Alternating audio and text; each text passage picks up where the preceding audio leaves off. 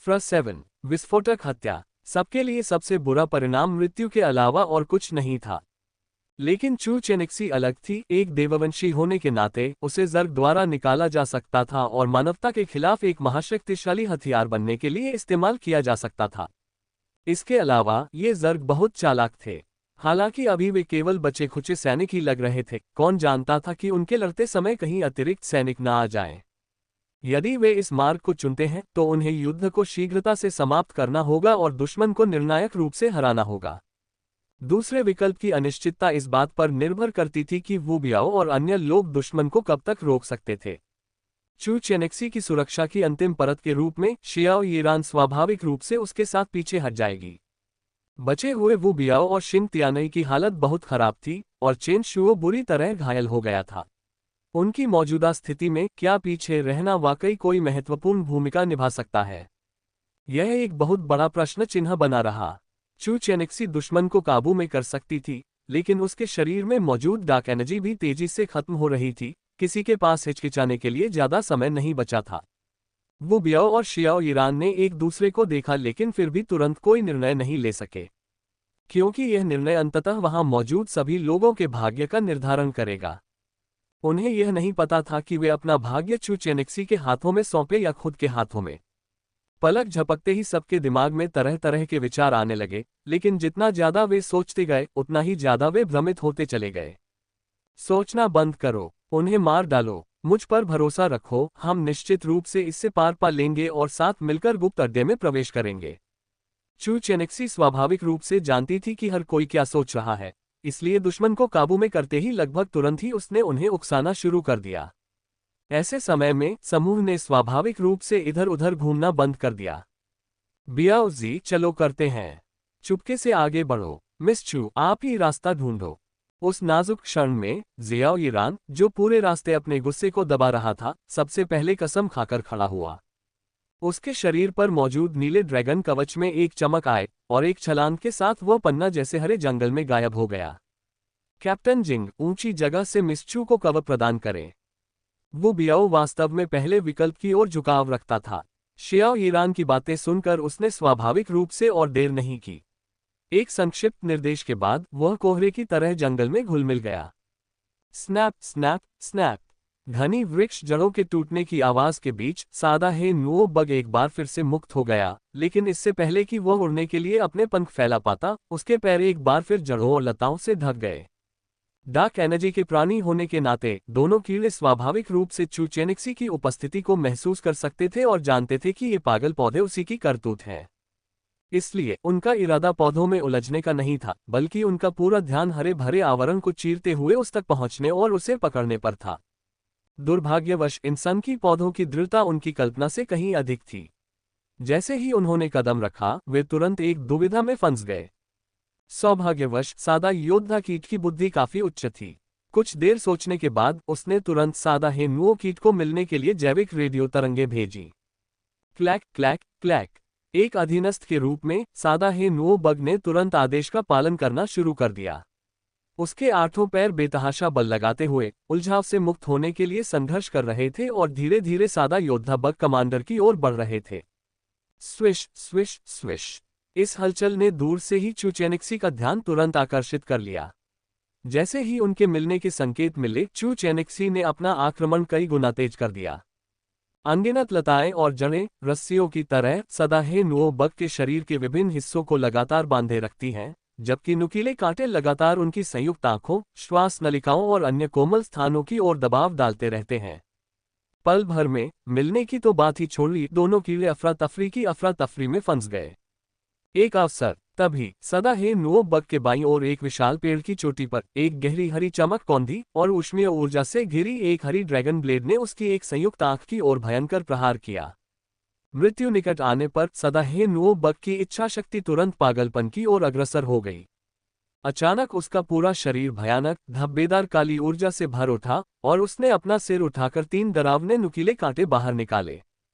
सौभाग्य से जियाओ यीरान ने पहले ही इसका अनुमान लगा लिया था। उसकी पीठ पर लगे थ्रस्टर्स अचानक रुक गए, जिससे उसकी आगे बढ़ने की गति एक पार्श्व गति में बदल गई और वह तुरंत तीनों स्पाइक से बच गया।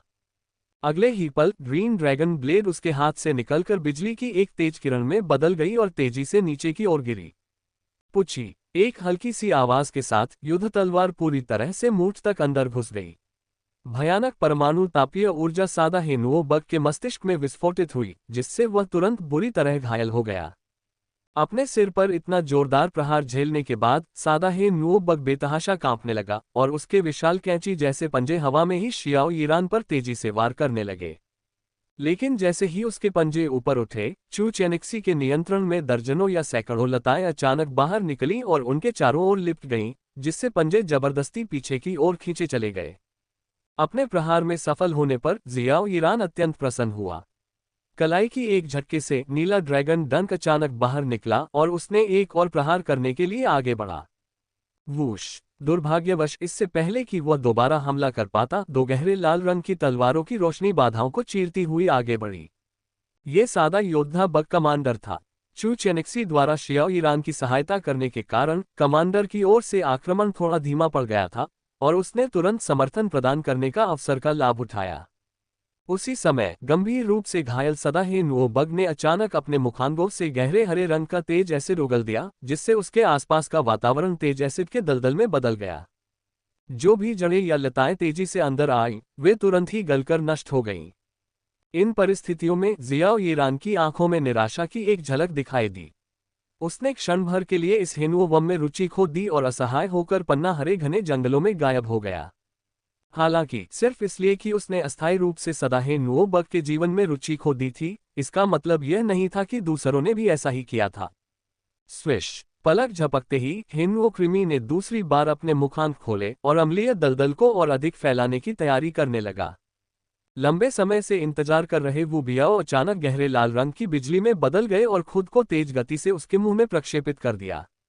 जैसे ही वह आगे बढ़ा, उसका ड्रैगन पैटर्न कोर अद्वितीय चमक से जगमगा उठा। उसने खुद को एक मानव बम में बदल दिया था।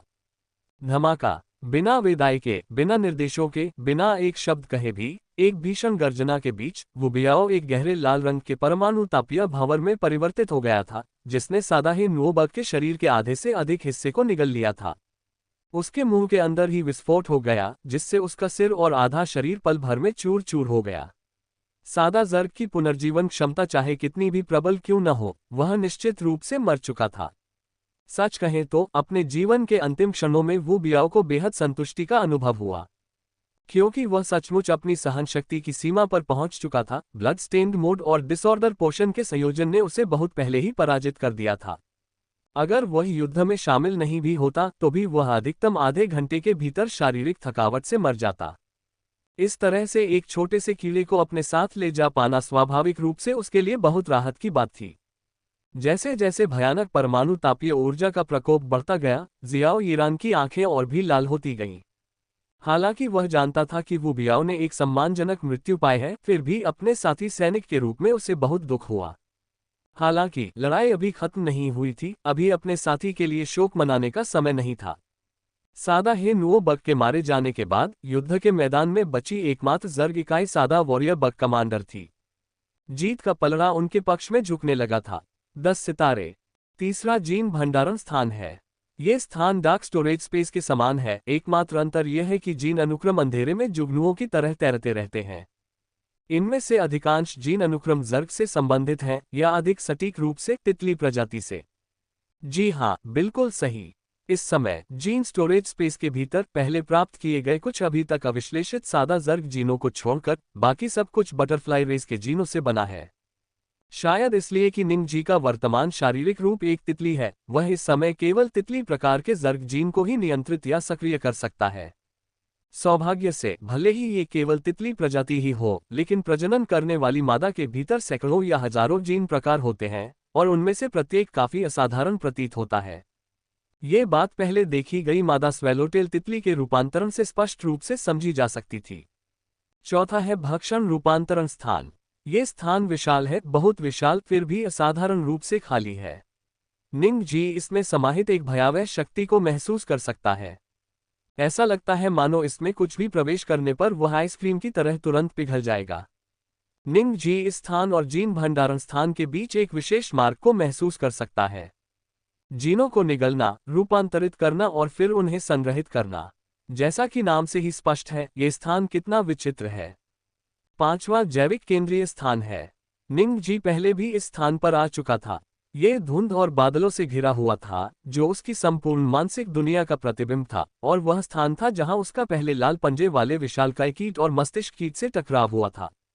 छिटपुट रोशनी की चिंगारियों के अलावा और कुछ नहीं था। लेकिन यहाँ की हर चिंगारी एक जैविक संचरण तरंग का प्रतिनिधित्व करती है। इनमें हर तरह की जानकारी होती है। एक बार इन जैविक तरंगों को एकत्र और कॉपी कर लिया जाए, तो उन्हें ऐसे प्रारूप में अनुवादित किया जाता है जिसे निंग जी पढ़ सके। आवश्यकता पड़ने पर निंग जी केवल एक विचार से उनके भीतर की हर बात को जान सकता है। साथ ही ये ब्रूडेम्डर का केंद्र भी है। निंग जी इस केंद्र का उपयोग करके सादा जर्ग को नियंत्रित कर सकता है और एक ही विचार से उनके जीवन या मृत्यु का निर्णय ले सकता है। हालांकि नियंत्रित इकाइयों की मानसिक शक्ति और मात्रा सीधे तौर पर निंग जी की अपनी मानसिक शक्ति से जुड़ी हुई है। जब उसने पहले उन सादा जर्ग को नियंत्रित किया था, तब उनकी मायावी आकृतियां इस स्थान पर प्रकट हुई थीं। जैसे जैसे उनकी मृत्यु होती गई, उनका प्रतिनिधित्व करने वाले प्रेत बिना किसी निशान के गायब हो गए। हालांकि ये कीड़े मर चुके थे, लेकिन उनसे प्राप्त जानकारी और बुद्धिमत्ता पूरी तरह से संरक्षित रही। उनमें एक विशेष जीव भी शामिल था, मस्तिष्क कीट, जो युद्ध में मारा गया था। हालांकि इसे नियंत्रित नहीं किया गया था, लेकिन इसकी मानसिक इच्छाशक्ति को यहाँ कुचल कर नष्ट कर दिया गया था, जिससे स्वाभाविक रूप से काफी विस्तृत और व्यापक बुद्धिमत्ता पीछे रह गई थी। कहावत है, खुद को जानो और अपने दुश्मन को जानो, और तुम 100 लड़ाइयों में भी कभी नहीं हारोगे। इस विस्तृत और व्यापक जानकारी ने निंग जी को दुश्मन और यहाँ तक कि संपूर्ण चक्र आकाशगंगा की बहुत अच्छी समझ प्रदान की। सबसे पहले चक्र गैलेक्सी है, जो एक पहिए के आकार की गैलेक्सी है जिसमें कई मध्याह्न रेखाएं हैं, और इसमें नीले तारे सहित कुल 11 प्रमुख मूल जीवन तारे और अनगिनत बड़े और छोटे ग्रह शामिल हैं। अन्य 10 उत्पत्ति जीवन तारे हैं: ताइदा, नेचर, एजियोर, रेड क्लाउड, सादा, विंडकिंग, नेपच्यून, प्लूटो और अंत में 2 ग्रहों से बना मिथुन तारामंडल। ताइदा तारा धातु से बने जीव जंतुओं का ग्रह। यहाँ का शाही परिवार खुद को टाइटन कहता है और यांत्रिक निर्माण में अत्यंत कुशल है। नेचर स्टार एक ऐसा ग्रह जिस पर वुड एल्व्स का शासन है, जो प्राकृतिक जीवन की पूजा करते हैं और एक अद्वितीय जीवन जादू प्रणाली में निपुण है। एजियोर स्टार एक ग्रह जिस पर समुद्री जाति का शासन है। सादा ग्रह से इसकी अत्यधिक दूरी के कारण सादा जर्ग इसके बारे में ज्यादा नहीं जानते। रेड क्लाउड स्टार एक ग्रह जिस पर फायर लिजार्ड रेस का शासन है। वे अर्ध यांत्रिक जीवन संशोधन, रसायन विज्ञान प्रौद्योगिकी और जैव रासायनिक प्रौद्योगिकी में निपुण हैं। वे संसाधनों की लूटपाट का आनंद लेते हैं और अत्यंत आक्रामक हैं। विंड किंग स्टार विंड जाति द्वारा शासित एक ग्रह। ये मानवाकार जीव हैं जो स्वयं को आकाश के राजा कहते हैं। यह एक रहस्यमय सर्व महिला जाति है जिसकी छवि देवदूतों से मिलती जुलती है। उनकी तकनीक और डार्क एनर्जी साधना प्रणालियां दोनों ही अत्यंत शक्तिशाली हैं। नेपच्यून तारा एक ऐसा ग्रह जिस पर दानव जाति का शासन है। उनके राजा स्वयं को ड्रैगन जाति कहते हैं, जो खाद्य श्रृंखला में सबसे ऊपर हैं और अंधकार ऊर्जा की साधना की विभिन्न वैज्ञानिक विधियों में निपुण हैं। यहाँ तक कि सादा जर्ग भी उन्हें हल्के में परेशान करने की हिम्मत नहीं करते। प्लूटो तारा दानव जाति द्वारा शासित ग्रह। निर्मम और खून के प्यासे, क्रूर और बेरहम, वे वंश की शक्ति की पूजा करते हैं, क्षेत्र के प्रति प्रबल निष्ठा रखते हैं और अत्यधिक आक्रामक होते हैं। मिथुन राशि के ग्रह आध्यात्मिक जाति द्वारा शासित ग्रह। शांतिप्रिय और विवादरहित, ये मानसिक क्षमताओं में उत्कृष्ट होते हैं। ये अद्वितीय रूप से रहस्यमय और इनसे निपटना बेहद मुश्किल होता है। सादा ग्रह मस्तिष्क कीट का घर, वह ग्रह जिस पर सादा जर्ग का शासन है। सदा जर्ग चक्र आकाशगंगा में रहने वाली एक हिंसक जाति जो जीवन शक्ति को भस्म करना पसंद करती है। वे सबसे आक्रामक जाति भी हैं। वे ब्लू स्टार से उत्पन्न हुए थे और एक समय रॉकसोल एम्पायर से भी उनके अनगिनत संबंध थे। ब्रेन इंसेक्ट की वंशानुगत स्मृतियां स्पष्ट रूप से इस तथ्य को दर्ज करती हैं कि वे एक समय चक्र सम्राट भगवान के प्रति पूरी तरह से समर्पित थे। लेकिन जब से कीट देवता गायब हो गए और झुंड में एक नए जर्ग अधिपति को विकसित करने के लिए कई आंतरिक संघर्ष हुए, तब से सब कुछ बदल गया। लूटपाट करना, हड़पना और विकास करना ही उनके अस्तित्व का एकमात्र उद्देश्य बन गया था। वे चक्रा गैलेक्सी में सबसे तेजी से फैलने वाले शिकारी बन गए और उनके अस्तित्व का उद्देश्य शिकार करना और पचाना बन गया। वे न केवल अपने पंजों से दुश्मनों को चीर फाड़ सकते हैं, बल्कि लंबी दूरी से निशाना साधने के लिए जैव रासायनिक आग्नेयास्त्रों का भी उपयोग करते हैं। वे अपनी अद्भुत प्रजनन क्षमता और संसाधनों का उपयोग करके अनगिनत ज़र्ग सैनिकों और जैविक युद्धपोतों के झुंडों का निर्माण करते हैं जो सूर्य को ढक लेते हैं। वे चक्र आकाशगंगा में सबसे तेजी से विकसित होने वाली प्रजाति और इसके सबसे खतरनाक शिकारी हैं। वे किसी ग्रह के जैविक पदार्थ को सीधे खाकर और अवशोषित करके एक विशाल झुंड और व्यक्तियों को जन्म दे सकते हैं, जिससे वे और भी घातक हत्यारी मशीनों में परिवर्तित हो जाते हैं। उनके पास क्रूर, रक्तपिपासु, निर्मम और सटीक रूप से समन्वित ज़र्ग ओवरलॉर्ड हैं जो सभी ज़र्ग को नियंत्रित करते हैं। अगर चक्र के 10 प्रमुख उत्पत्ति जीवन तारों के बीच शक्तिशाली असाधारण नस्लों का अस्तित्व न होता, साथ ही चक्र परिषद की देखरेख न होती, तो संभवतः पूरी चक्र आकाशगंगा पहले से ही कीटों के घोंसलों से ढकी होती। हालांकि अन्य ग्रहों के खिलाफ कार्रवाई न करने का मतलब यह नहीं था कि वे कोमल नीले तारे के खिलाफ कार्रवाई नहीं करेंगे। ब्रेन इंसेक्ट की बुद्धिमत्ता के सामने ब्लू स्टार के संसाधन अत्यंत प्रचुर थे, जबकि उसकी शक्ति नगण्य थी। ये सादा ज़र्ग के लिए एक प्रजाति के रूप में अपनी दूसरी महान छलांग लगाने के लिए एकदम उपयुक्त मंच था। इसलिए ब्लू स्टार के निर्देशांक प्राप्त करने के बाद उन्होंने तेजी से अपनी सेनाओं को इकट्ठा किया और पहले अवसर पर ही ब्लू स्टार पर पहुंच गए। ये सिर्फ वे ही नहीं थे। ब्रेन इंसेक्ट से मिली खुफिया जानकारी के अनुसार चक्र गैलेक्सी में मौजूद अन्य 10 प्रमुख ओरिजिन लाइफ स्टॉर्स में से कम आधे ने पहला मौका मिलते ही ब्लू स्टार की ओर धावा बोल दिया था। सरल शब्दों में कहें तो डार्क एनर्जी से भरे होने के कारण ब्लू स्टार नामक ये छोटा ग्रह एक बहुमूल्य लक्ष्य बन गया था, क्योंकि इसने कभी एक सर्वोच्च शक्ति का स्रोत पैदा किया था। सच कहूं तो इतनी बुद्धिमत्ता के साथ चाहे निंग जी कितना भी बेफिक्र क्यों न हो, उसका दिल थोड़ा भारी होने से खुद को रोक नहीं सका। सौभाग्य से उसके शरीर के भीतर मौजूद ब्रूडेम्डर अब पूरी तरह से उसके नियंत्रण में थी। अन्यथा उसे यह नहीं पता होता कि वह उस नीले तारे पर कैसे जीवित रह पाता जो नाचते हुए राक्षसों का अड्डा बनने वाला था। तो अब अगला कदम तेजी से विकास करने की उचित योजना बनाना था। इस विचार के साथ निंग जी ने इस बारे में सोचना बंद कर दिया और धीरे धीरे अपने पंख फैलाए, मानो अंगड़ाई ले रहा हो। जैसे ही उसने अपने पंख खोले, खुशी से लबालब भरी बड़ी बड़ी नम आंखों का एक जोड़ा उसके करीब झुक गया। छोटी तितली, क्या अब तुम ठीक हो? जैसे ही निंग जी को होश आया, उसने अपनी बेटी की आवाज सुनी। वह तुरंत बोतल के मुंह पर चढ़ गया और अपने एंटीना को थपथपाने लगा। इतनी नजदीक से देखने पर भी छोटी बच्ची को इतनी सूक्ष्म हलचल भी बहुत स्पष्ट रूप से दिखाई दी। माँ, जल्दी बाहर आओ, नन्ही तितली जाग गई है। निंग जी को इस हालत में देखकर छोटी बच्ची तुरंत एक खुश तितली की तरह बाथरूम की ओर दौड़ पड़ी। भारी, मुझे पता है, चू चू, मम्मी जल्दी ही बाहर आ जाएंगी। छोटी तितली, चू चू पर नजर रखने में मेरी मदद करो। चू चेनेक्सी नहा रही थी, इसलिए स्वाभाविक रूप से वह तुरंत बाहर नहीं आएगी। छोटी निंग चू को दिलासा देते हुए उसने निंग जी को भी निर्देश देना शुरू कर दिया। आसपास के वातावरण को देखकर और माँ बेटी के बीच की बातचीत सुनकर निंग जी तुरंत शांत हो गई। उसके बेहोश होने के बाद वे अंततः ताइहुआ पर्वत पर स्थित गुप्त अड्डे में प्रवेश करने में सफल हो गए थे। सार्वभौम, सार्वभौम। अब जबकि निंग जी जाग चुका था, छत पर मौजूद तितलियों का झुंड स्वाभाविक रूप से अब और शांत नहीं रह सकता था। वे पल भर में एक प्रचंड धारा में परिवर्तित हो गए और तेज गति से निंग जी की ओर बढ़ने लगे। बटरफ्लाई स्वॉर्म आखिरकार निंग जी के नेतृत्व में पहली सेना थी, इसलिए उसने उन्हें तुरंत ब्रूड नेस्ट स्पेस में स्थित नियॉन जायंट ट्री में वापस बुला लिया। वह केवल मादा स्वेलोटेल तितली को पीछे छोड़ गया, इस इरादे से कि जब वह बेहोश था तब चू चेनेक्सी और उसकी बेटी के साथ क्या हुआ था, इसका पता लगाएगा। संशोधन से गुजरने के बाद मादा स्वेलोटेल तितली पूरी तरह से निंग जी की निजी प्राणी बन गई थी, जो उसे 100% आज्ञाकारिता दिखाती थी। इसके तुरंत बाद इसने जैव विद्युत तरंगों का उपयोग करके निंग जी को वह सब कुछ दिखाना शुरू कर दिया जो घटित हुआ था। चू चेनेक्सी को हरे भरे शिखर पर खड़े देखकर, हजारों लताओं और जड़ों को नियंत्रित करते हुए दूसरों के साथ मिलकर योद्धा कीट सेनापति को मार गिराते हुए देखकर गर्व और संतुष्टि से भरे होने के अलावा निंग जी के दिल में अचानक उसे देखने की और भी तीव्र इच्छा जागृत हुई।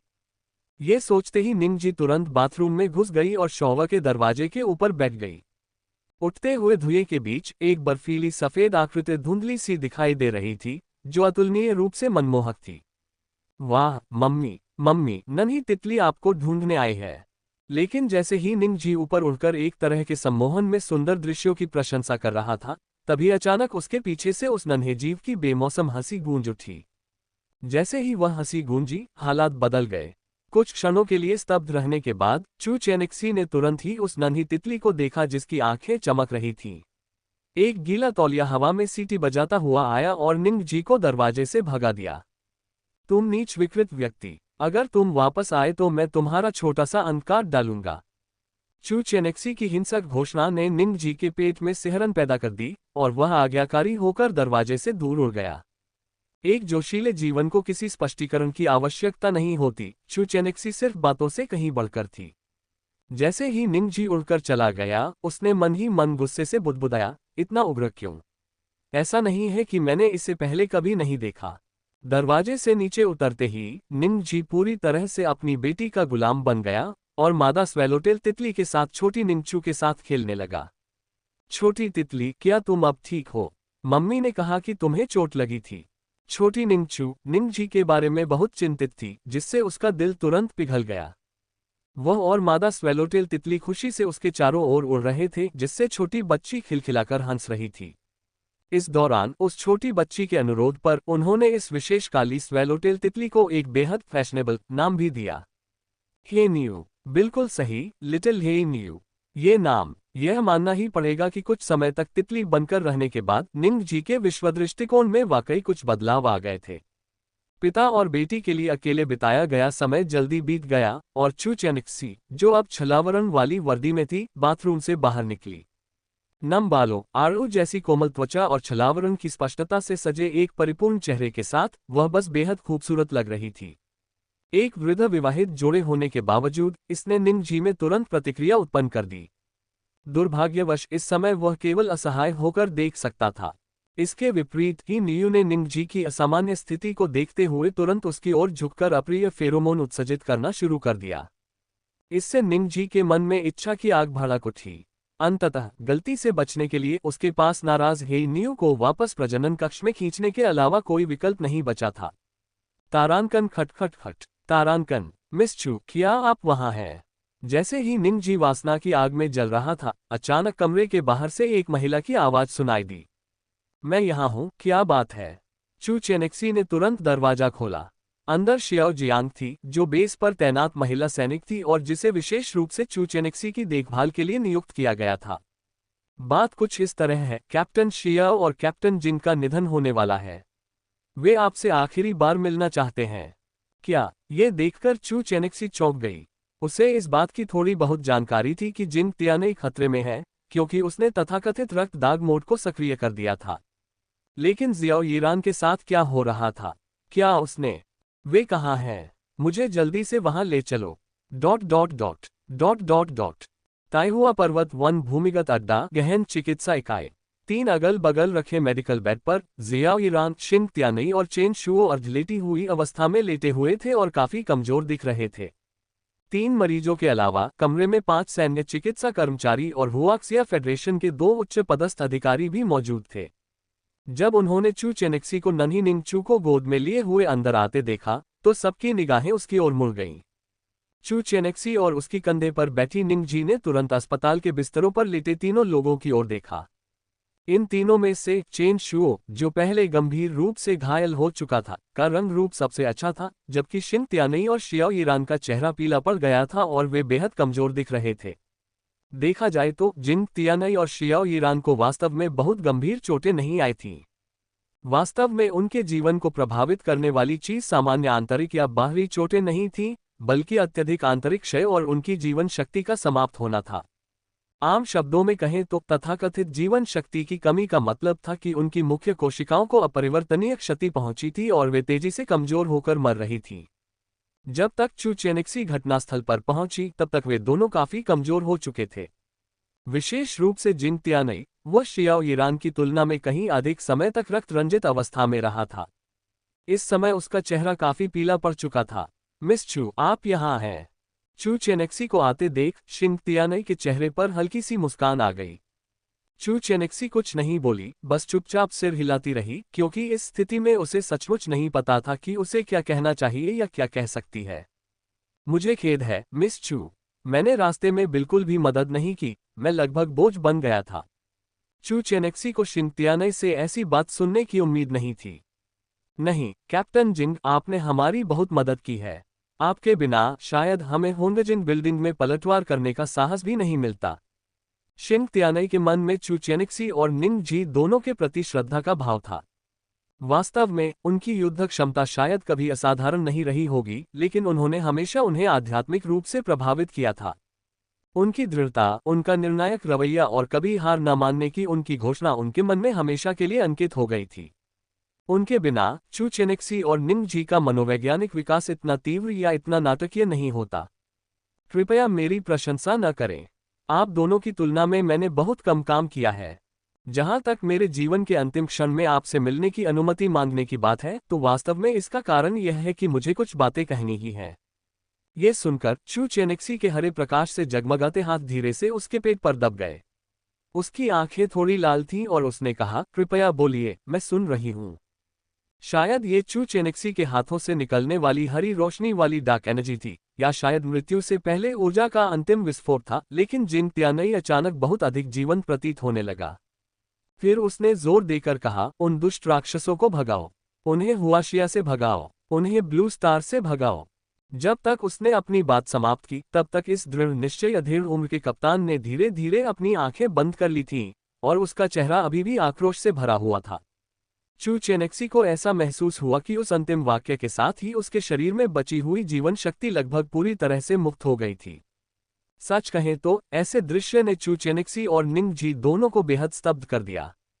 विशेष रूप से चू चेनेक्सी, आईयूपी की गहन चिकित्सा नर्स होने के नाते, ऐसा नहीं था कि उसने जीवन और मृत्यु को नहीं देखा था। इसके विपरीत उसने जीवन और मृत्यु के अनगिनत बिछड़ने देखे थे। लेकिन इससे पहले जिन मरीजों से वह मिली थी, उनकी कहानियां कितनी भी मार्मिक क्यों न रही हो, उसने कभी इतना पछतावा या इतना बोझ महसूस नहीं किया था। जीवन बचाना। चेन शुओ, जो एक तरफ खड़ी थी, पहले से ही रो रही थी, और हर कोई मौन शोक में अपना सिर झुकाने के लिए मजबूर हो गया। शिंग तियानई निसंदेह एक नायक थे, गार्डो के सच्चे नायक, क्योंकि उसने अपना जीवन हुआशिया फेडरेशन के रक्षक के सिद्धांतों का पालन करने में व्यतीत किया। उसे यहां नहीं मरना चाहिए। इस विचार के साथ ही निंग जी ने तुरंत प्रतिक्रिया दी। तारांकन वूश। तारांकन। रंग बिरंगी रोशनी की एक चमक के साथ अस्पताल के बिस्तर पर लिटी हुई शिंग तियानई पल भर में गायब हो गई। पिछली मादा स्वेलोटेल तितली की तरह उसे भी सीधे मदर नेस्ट के संवर्धन क्षेत्र की दूसरी परत के कल्चर टैंक में ले जाया गया। मदर नेस्ट की पूरी कार्यप्रणाली के बारे में जानने के बाद निंग जी को जिंग तियानई को बचाने का यही एकमात्र तरीका सूझा। संवर्धन स्थान, जीन सम्लन संशोधन। जी हाँ, बिल्कुल सही, जीन सम्लन, जीवन में बदलाव। क्योंकि इस प्रक्रिया में उसके शरीर का पुनर्निर्माण होगा और केवल इसी तरह वह जीवन के क्षय के भाग्य से बच सकता है। शायद इसके कारण जिंग तियानई के जीवन स्वरूप में परिवर्तन आ जाए, और शायद उसे अकल्पनीय पीड़ा का अनुभव हो। लेकिन एक बार सफल हो जाने पर उसकी पूरी चेतना को संरक्षित किया जा सकता था, और उसकी चेतना को संरक्षित करने का अर्थ था जीवित रहना। किसी भी जीवित प्राणी के लिए केवल जीवित रहना ही अर्थपूर्ण होता है। बेशक ये सिर्फ निंग जी का विचार था, और इस समय उनके कार्यों ने तुरंत सभी का ध्यान उनकी ओर और फिर चू चेनेक्सी की ओर आकर्षित कर दिया। आखिरकार दूसरों की नजरों में निंग जी चू चेनेक्सी की एक तरह से प्रेमिका ही प्रतीत होती थी। घने जंगल बेस के प्रभारी होने के नाते वांग जियानडोंग चू चेनेक्सी के बारे में पहले से ही उत्सुक थे। उसके बगल में बैठी तितली को किसी व्यक्ति को गायब करते देख वह खुद को रोक नहीं पाया और पूछा, मिस चू, ये कृपया शियाओ डाई पर भरोसा करें, वह उसे बचाने की कोशिश कर रहा होगा। कैप्टन जिन की स्थिति तो पहले ही गतिरोध बन चुकी है। चलो मरे हुए घोड़े को जीवित मानकर उसके साथ व्यवहार न करें।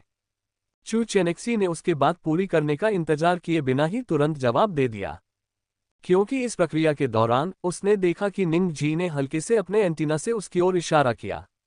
ऐसे समय में चू चेनेक्सी को स्वाभाविक रूप से निंग जी का पक्ष लेना ही था। ये कहने के बाद चू चेनेक्सी ने शियाओ ईरान की ओर मुड़कर कहा, मुझे पता था कि कैप्टन शिंग खतरे में है, मुझे थोड़ी बहुत जानकारी थी, लेकिन आपकी क्या स्थिति है? आप यहाँ तक पूरे रास्ते ठीक थी, तो फिर शायद निंग जी की विशेष देखभाल के कारण, या शायद अपने वंश के प्रभाव से चू चेनेक्सी असाधारण रूप से आशावादी थी।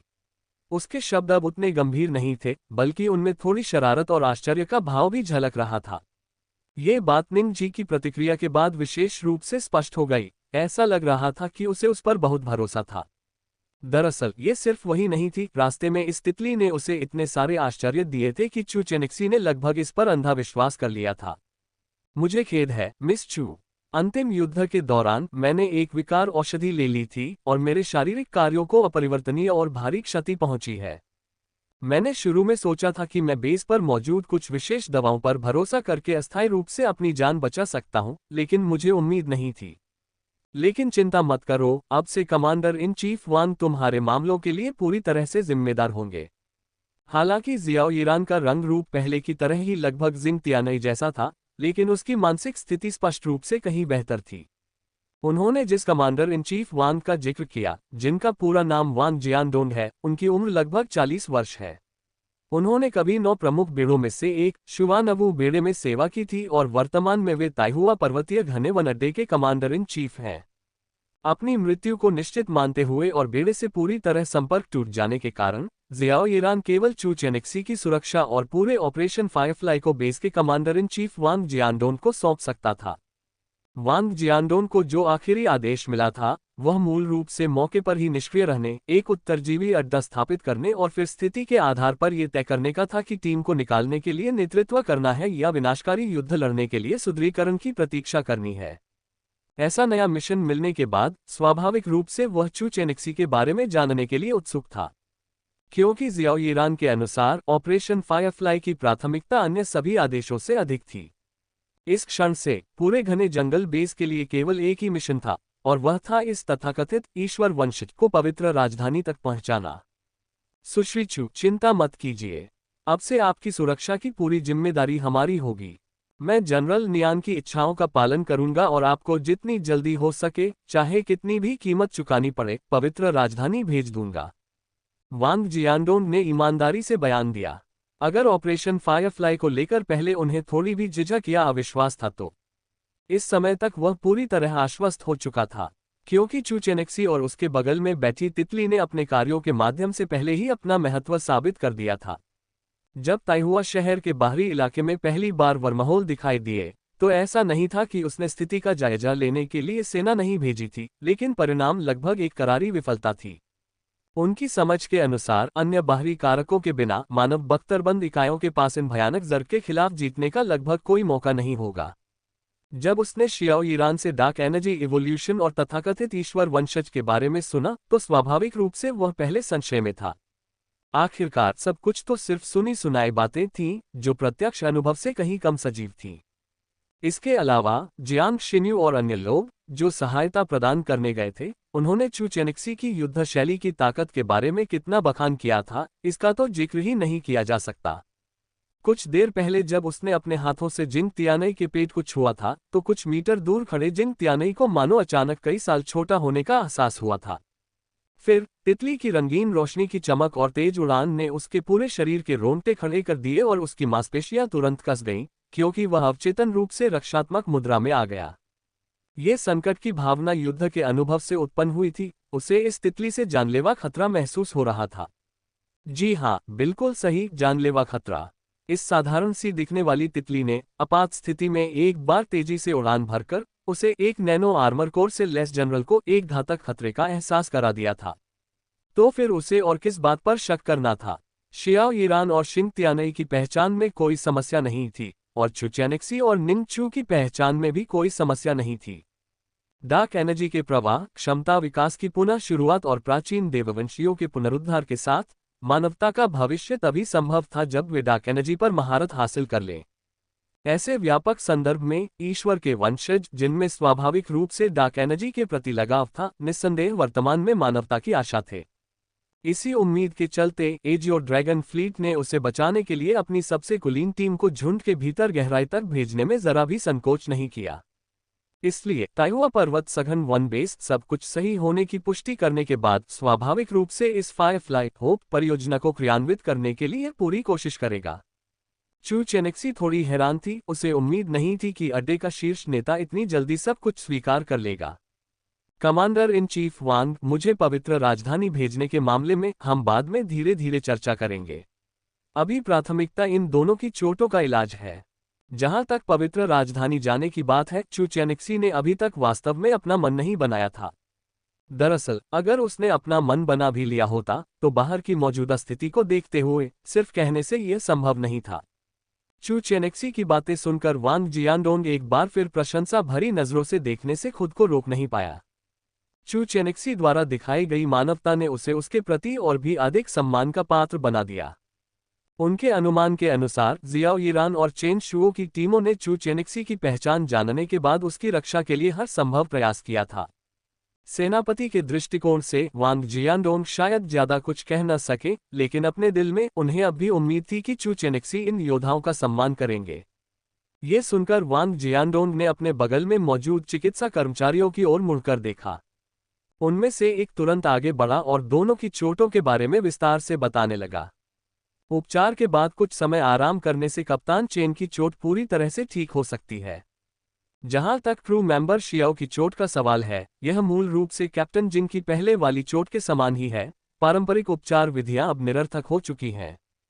डॉक्टर की बात सुनकर चू चेनेक्सी के हाथ पर एक बार फिर हरी रोशनी चमक उठी और उसने हल्के से अपना हाथ शियाओ ईरान की छाती पर दबाया, लेकिन यह केवल एक क्षण के लिए ही था, जिसके बाद उसने तुरंत अपना हाथ हटा लिया। जी हाँ, डॉक्टर बिल्कुल सही थे। जियाओ ईरान की शारीरिक स्थिति मूल रूप से पहले की जिंग तियानई की स्थिति से भिन्न नहीं थी। दोनों ही मामलों में जीवन शक्ति का क्षय हुआ। इस स्थिति में यदि उसके शरीर में डार्क एनर्जी पूरी तरह से भरी हुई हो तो उसके बचने की थोड़ी सी संभावना हो सकती है। लेकिन पिछली लड़ाई में अंतिम सदा योद्धा कमांडर को मारने के लिए वृक्ष सागर को नियंत्रित करने के प्रयास में चू चेनेक्सी के शरीर में मौजूद अंधकार ऊर्जा लगभग समाप्त हो गई थी और अब वह केवल निंग जी पर ही अपनी आशाएं टिका सकती थी। ये सोचकर चू चेनेक्सी ने अचानक कहा, चलो जुआ खेलते हैं। छोटी तितली, अब सब कुछ तुम्हारे ऊपर है।